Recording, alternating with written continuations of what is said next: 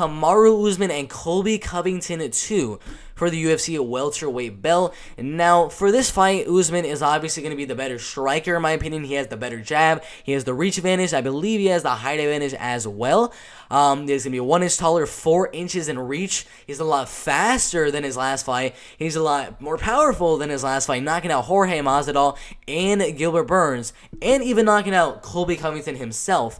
And Colby, he hasn't really been too active. I mean, he fought Tyron Woodley, beat him by a rib injury, just wrestling and grinding out that almost decision win, while Kamaru Usman fought 3 more times, dominated Jorge Masvidal, knocked out Gilbert Burns, and then knocked out Jorge again. Kamaru Usman's he's just been a lot more active than Colby Covington, and Usman is going to be the better striker, but Colby is going to be the better kickboxer. He's gotten a lot better with his boxing. He's gotten a little bit better with his boxing, but I mean, it's kind of the same where he just comes forward and just pressures you and throws a lot of volume, hoping to set up the takedown, get you down, and just grind you out on the ground.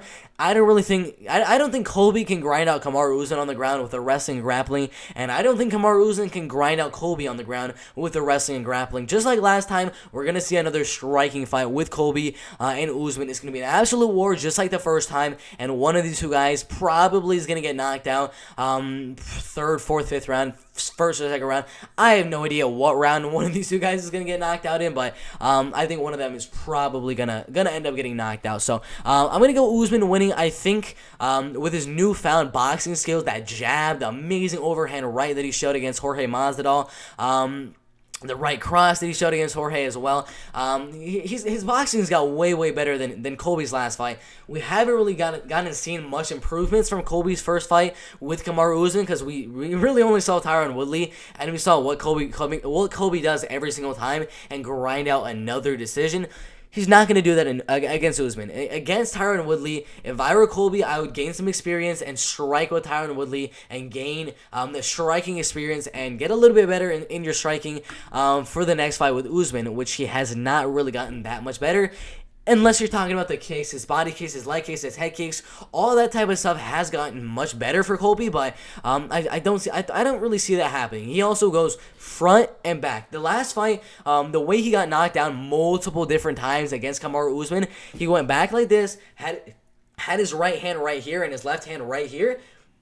His chin was right here. His hand's right here. So he kept on walking forward and back, going for the 1-2 and going backwards. Going for the 1-2, going backwards. He was not going for the 1-2, circling left, circling right. He wasn't doing any of that type of stuff. He wasn't really using any movement like you should be doing if you're going to be striking someone for 5 straight rounds. What's going to happen if your jab hand is right here, your other hand, your right hand, your power hand is right down here, and your chin's right here with nothing to protect it, and you're doing this?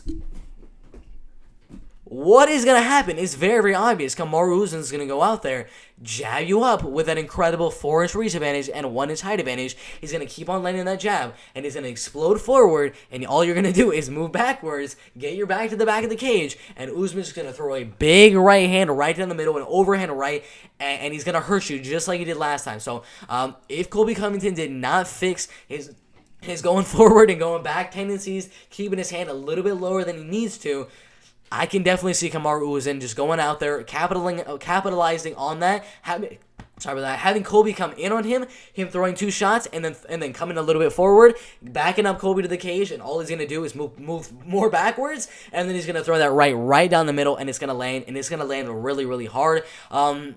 So the forward and backwards motion of Colby is one thing we really got to worry about. And then, of course, the reach advantage of Usman is another thing we got to worry about. And then how is Colby going to get behind that jab? How is he going to stay away from the jab and land the strikes that he's wanting to land? The best way to do that would be with the kicks, of course, because you can kind of keep back and go for the leg kicks, keep back and go for the body kicks, and protect yourself while you're doing it to stay away from the jab.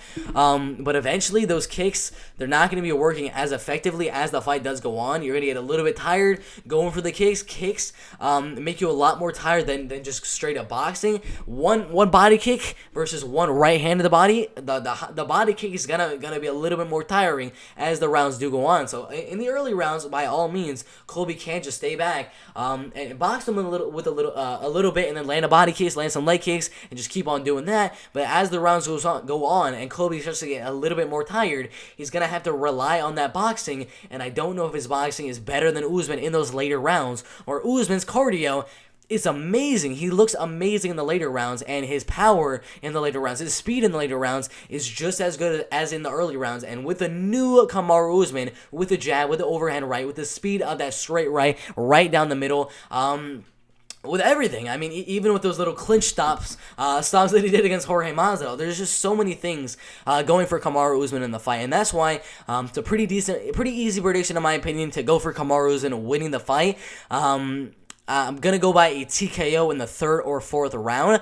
I do think if Colby's going to want to win the fight, he's either going to go out there and need to grind out another decision and wrestle and clinch a lot in the fight, but we do know Kamaru Usman's he's the king in the clinch, so I don't know if he's going to have the advantage there, and I'm not too sure if Colby's going to be able to take down Kamaru Usman and grind out another decision like he did with Tyron Woodley. So that's going to lead him to probably having a kickbox with Kamaru Usman, which is going to get him pretty tired.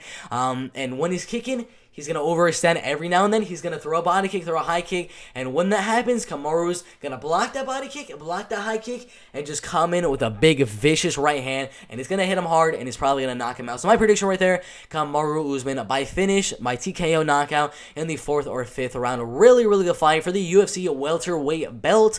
The main event of UFC 268, Usman versus Covington 2. The first time was an absolute banger. The second time, it's going to be an absolute banger. Cannot wait for the fight. What are your predictions for this one? Because I know there are a lot of people that are going Colby. I mean, the Tapology predictions are very, very close. 37% to 63% right there. It's very, very close. But put your predictions in the comment section below.